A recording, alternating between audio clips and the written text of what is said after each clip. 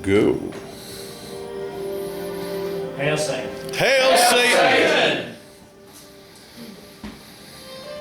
Again we stand with our ancient ancestors. As Samhain, our wheel of the year turns.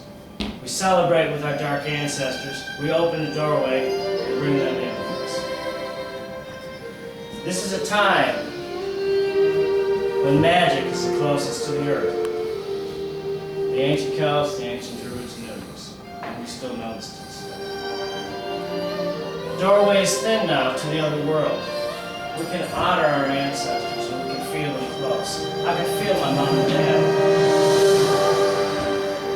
I can feel my ancestors. I can see my grandmothers, my grandfather.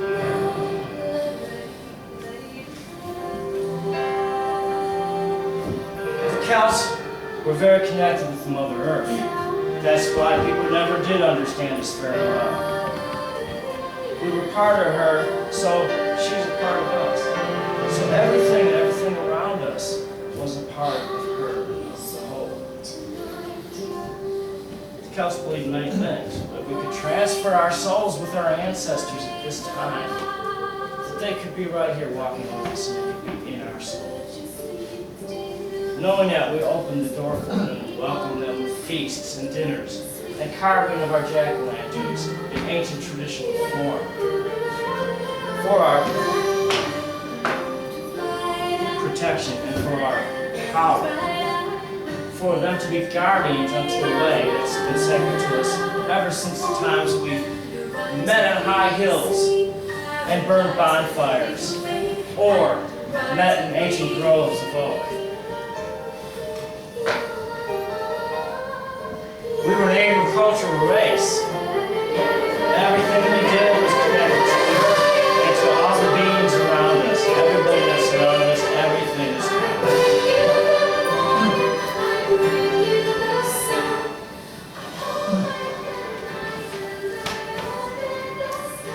The Celts always watched very close to their ancestors. Many things happened upon this ancient time. Many customs abounded. Much music was there. Everything the Celts did when they got together as an actual tribe and family.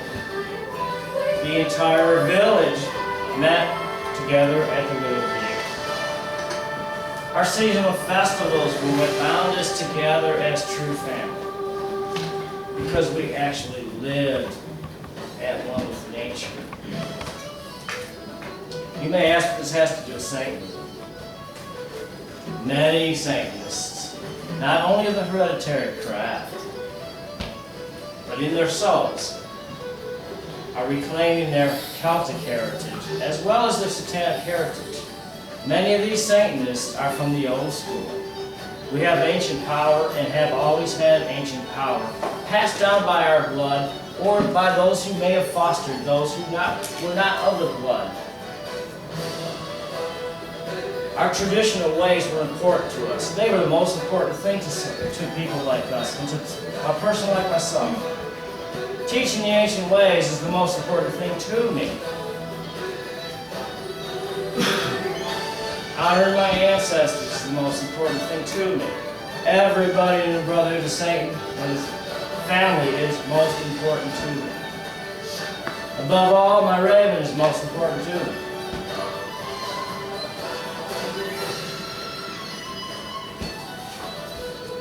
We have to stay walking with our ancestors, and this is an ancient way, an ancient form to do that, by observing the ancient seasons. Celtic music. Celtic music's been passed down by many bards in ancient history. The bards, of course, were a class of the Druids. All true Druids had to go through the bardic school.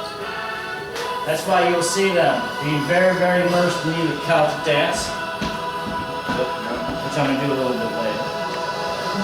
Whether it be Celtic poetry, be it storytelling, or through music. We had many ways of raising energy. Many ways.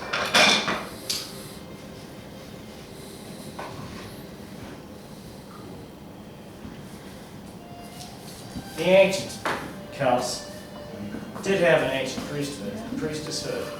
We were known to each other, but not too much to those without. The Order of the Dragon. The Order of the Dragon isn't found in any book anywhere. It's not found on a website in England. Because the Order of the Dragon was the most secretive of all Celtic societies. Our influence is everywhere you see the dragon, as a symbol of the Welsh flag on it. What has the red dragon to do with Satanism today? Again, the answer is only known to the Brotherhood.